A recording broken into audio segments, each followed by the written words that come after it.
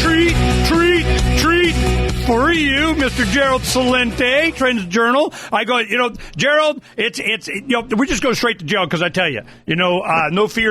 If I, had to put a label on it, he would have his picture on the label. So let's go ahead and get right to it. We just had Cody Wilson, 3D gun printing, kind of doing a dark wallet Bitcoin. We're going to save America, and we're not going to let them do to us what they did to Gerald Celente, and we're going to keep it, and they can't access it and bite me, and that's the future. TrendsJournal goes, the future is not them, okay? Well, it's going to be what? Let's talk about it. You've been right on, for years on this stuff. Do your soothsayer thing, man. Go. Okay, let's look at the economy. We'll start with that. There's no recovery. Everybody knows it. And everybody knows that that's a lie. That's not among the 1%. So after spending, and the numbers vary, the Federal Reserve dumped in between 17 to 22 trillion to pump up the economy, and it hasn't worked. 95% of the jobs that have been created this year are part-time jobs. That's a fact. And then you look around the world, because all things are connected. You have the worst recession going on in Europe since the Great Depression. There's no recovery. You just look at the latest information coming out, both the World Bank and the IMF. I love that their language, they've readjusted their forecast downward. They readjusted. Everybody knew that it was going to go down. The economy was not improving, but yet they keep selling the big lie. But you have to, again, put it all together. So when you're looking at declining economies, you're also looking at declining social systems. So when going around the world, you have places like France and Spain and Greece and Portugal. They're on the verge of very, very intense social uprisings. That's in the Western countries. And then you go around the world. I love it. In Egypt, Ketchup King Kerry was there, our Secretary of State, and visiting the new head of the government over there, El-Sisi, the general. And he was saying that, and the administration still says, our administration, now let me get this straight, whether you like the Muslim Brotherhood or not, it's not the issue, but they overthrew a democratically elected government. Again, whether you like them or not. But we're not going to call it a coup. We'll call it something else. So you know what they're calling it? The path to democracy. So there's a revolution going on in Egypt. There's a revolution in Tunisia. Again, more violence going on over there. They were supposed to have some kind of an agreement with a new prime minister. That just fell apart. Go over to Yemen. The place is in shambles. How about Bahrain? Bahrain's a basket case, ready to explode. The only thing that's keeping it down is the Fifth Fleet is stationed there, and they're suppressing it as well because we're supporting those governments as well as a number of other, the Arab Little League. So going back to the economy, it's a global meltdown. It's not only the United States is pumping dough into it. What's going on in China? How do you think they're keeping it going? They have a housing boom, Ernest, over there. The housing prices in places like Shanghai and Beijing have gone up over 20% just this year, and the government's doing everything they can to suppress them, but in the meantime, they're dumping dough into the system to keep it up. Look what's going on in Europe. As I said, the whole economy's going down. The European Central Bank is giving the banks money for virtually nothing to keep it going. And now they're talking about tapering. Oh, tapering. Okay, what's going to happen when they taper? Well, that means interest rates are going to go up. Okay, now wait, just stop right there. When you say taper, you taper what? QE? Explain QE, that. They're talking about tapering the quantitative easing. Okay, now explain that to the audience. A lot of people hear that. They don't understand what it means. Quantitative easing, what the hell's that? It's very simple. What it means is that the Federal Reserve is buying up mortgage-backed securities. And they're buying two things, mortgage-backed securities. There's some left up to buy? And Treasury bonds. So here's what's going on. The only reason we have any kind of a housing growth at this point is because of the record low interest rates. The Federal Reserve is rigging the game. They're buying up these mortgage-backed securities. So, and they're also buying up Treasury bonds to the tune of $85 billion a month. So that allows these private equity groups and these hedge funds, things that didn't exist when I was a young guy, by the way, like Blackstone and Blackwater or Black this or Black that. They bought up 40,000 homes in the United States last year because they're getting money for almost nothing. Because the federal government is keeping interest rates so low and quantitative easing is pushing this printed money into the system, but it's not going to we the people, it's going to the banking criminal organizations. So, tapering means that, okay, we're going to slow down our buying of these mortgage-backed securities and treasuries. What will happen then? Interest rates will go up. When interest rates go up, the economy goes down. It's as simple as that. There is no recovery. The whole global game is rigged. Am I making that up? Is that an inflammatory statement, a conspiracy theorist thought? No.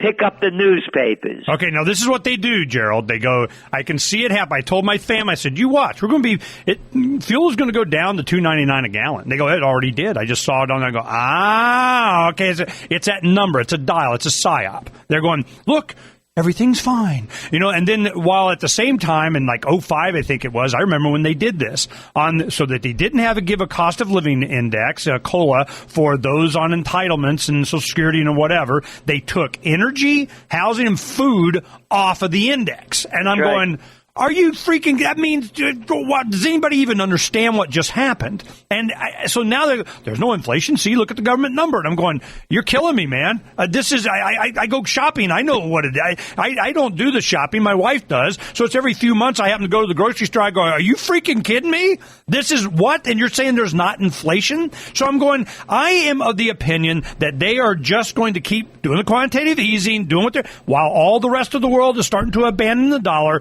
which means you're going to have a whole bunch of extra dollars, which means what? Increase in prices. This is not going to be, big secret to anybody. So then you have alternative, metals, or you go into like Bitcoin or whatever the heck. I mean, when you have the next generation looking at little ones and zero encrypted vaporware as more tangible than the Federal Reserve notes, I mean, what does that tell you about Federal Reserve notes?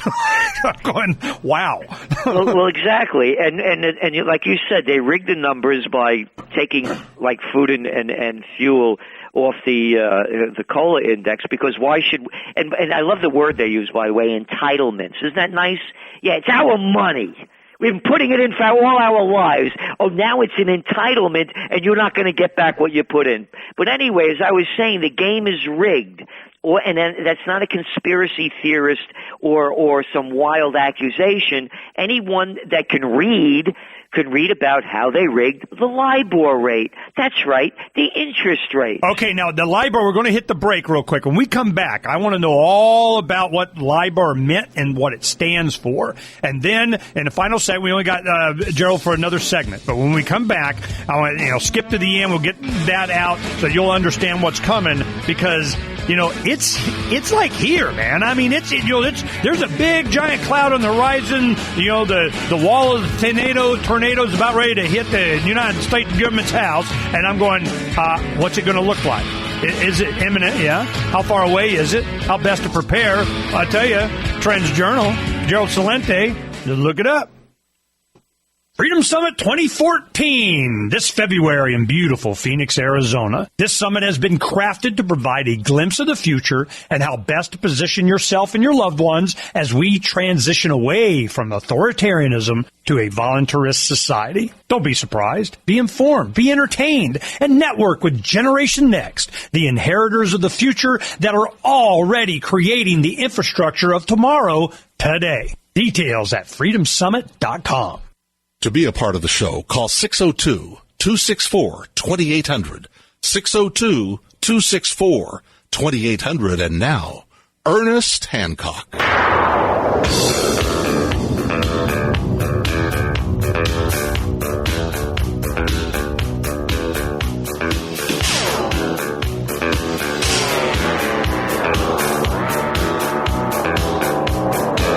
Welcome back to Declare Independence. I'm here to Hancock here in Phoenix, And for the beautiful studios of Freedom's with an S, freedomsphoenix.com. Gerald Celente, TrendsJournal.com, TrendsJournal.com, if you want to survive and thrive and what the hell is coming. Oh, Gerald, help us out. What's coming, man? Well, they're going to have to start slowing down this tapering at some point. I mean, everybody, a lot of people say they can't stop. They're going to have to, because as you mentioned earlier, countries are starting to bail out of the dollar and looking for another reserve currency. So when they do start slowing down, interest rates are going to go up, and that's when the bond market's going to explode. And you look at the debt already in the United States, for example, that big hoax. When they had the government shutdown, they held back the number. The debt at the time of the so-called government shutdown was about $16.7 trillion. The day after they agreed to a deal, they announced that it went up again about another $358 billion. By the end of this month, the end of October, it got up to $400 billion. So now it's over $17 trillion. So now you have to pay that debt off with higher interest rates. Again, they're going to have to slow down the economy, the money printing presses at some point. When that happens, you're going to see the panic of '08 look like a picnic compared to what happens next. And by the way, the Trends Journal, is no advertising in it. Nobody, we only get our money from subscriptions, so I'm not selling anything. But that's why I buy gold, and I have been buying gold, because what's going on, by the way, Ernest, in India, for example, the rupee and in the emerging markets, because they fear interest rates are going up, all of their currencies are in real danger. So in India, for example, they're making it virtually impossible for the people to buy gold, and the Indians love gold as much as they love curry, They're the ones that buy the most of it, and now they can't buy it anymore. So that's what you're seeing happening. The world governments know that a collapse is at hand. I saw a chart that had China buying a crap load of gold on a regular basis, tons and tons of it. So what's going on there? What are they preparing for? In the last quarter, gold sales in Asia went up 53%. So the people, they're hipper around a lot of other parts of the world. They've been around a long time, and they know the game. And they want to bail out of their worthless currencies. Now, the problem, by the way, and where the United States, and why they could keep getting away with this, is what's the reserve currency going to be? The yuan, the Chinese currency? No, because they're pumping dough into it. You know what China's biggest fear is, and why they keep pumping more money into the economy? Because they're afraid real estate prices are going to take a dump. They're afraid of the people. They got 1.2 billion of them, and they'll go nuts at any time. And that's why they're keeping this Ponzi scheme going. Well, what about the real estate price? This is one thing. I got children in their mid-20s. Some have two of my 4 children bought homes when they were at their low a few years ago. I mean, they took a hit and they came out fine. Now they're like, hey, we could trade this up in the value and get a bigger house and get a bigger mortgage. I'm going, no. It's going to take another big giant dump. Wait, I agree with you. By the way, I bought some real estate too. I'm up here in Colonial Kingston, New York, but the real estate I just bought 3 of the most historic buildings in probably the country. We have put that video up of you giving us a tour. That was very kind of you. Thank you. But thank you. The reason I'm mentioning it is that one of the buildings I got a 2.875 locked in for 15 years. So this is the time. And your children are very fortunate, because interest rates are going to go up. And again, they have already gone up over 100 basis points. Okay, now let me ask you this right now. I talked to him and I said, you're at this, strange place to where if you buy now and you got really low interest rates, you're going to need to stay there. You're going to have a low payment. You could probably, hopefully, maybe charge more rent or whatever. But the thing is that I'm going, the principal is going to go down. And it's because interest rates are going to shoot up, so I don't know if they're going to be able to keep the price, because it's only what they can sell a house for is what somebody can buy it. and I'm going, I think the value of the home will go down, but I don't think interest rates are going to get any lower. I don't even know if that's even possible. Interest rates are only going to go up. And you're seeing the banks, Bank of America, you go through the list, Wells Fargo, they're firing people because mortgage applications are slowing down so dramatically, even with interest rates going up only 100 basis points. So they can't sustain this because as interest rates go up, people's wages are going down. Median household income is below 1999 levels. So when they can't sustain it, and you're looking at new home buyers, single people, they used to represent new home buyers 40% of the sales. It's gone way down. So anyway, this is the end of that so-called boom in real estate. It's going to level off and then go down again from here. So again, what I'm suggesting people to do is this holiday season, don't buy a lot of junk you don't need. And anything you do buy it local. Support your people around you. Break the chains. And don't get caught up in this stupid Black Friday. Oh, you know what they're going to do now? Black Friday's gone. They're going to open up on Thanksgiving Day. Oh, wonderful, man. Don't enjoy Thanksgiving. Make sure you wait on a long line in front of Walmart's to get a lost leader item and become a real jerk. So what I'm saying to people is make sure you keep everything that you have. Spend only what you need. The economic times are only going to get worse. Okay, and you know my saying, when people lose everything and have nothing left to lose, they lose it. So you're going to start seeing crime going up as well. Okay, now this is one thing before we run out of time. I am, the suggestion, because I'm not as smart as Gerald Celente, I go, whatever resources extra I got, I'm a silver stacker. I just, it's down, good. That means I get to buy more. Yay. And I do that, and they go, well, how do you know when I go, let me tell you when.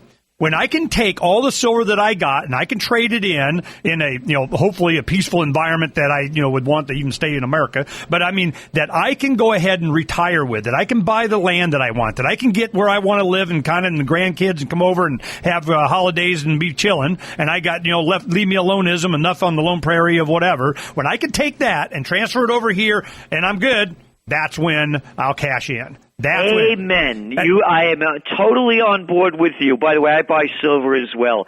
And for young people, that's what you're buying it for. You're buying gold for your golden years. You're buying silver and gold for your golden years. That's what it's for. It's not to trade and try to make a quick buck on. And that's, I go to my kids. We used to give them like 10-ounce bars instead of iPods in their stocking. And they're like, thanks, Dad. And they throw it in their top drawer. Well, who's their freaking hero now, So, Gerald Celente, thanks for doing what you're doing. It's always entertaining to talk to you, get an update. And I thank you for spending time with us. And, please don't be a stranger. I won't. Thanks so much for having me. All the best, Ernest. TrendsJournal.com.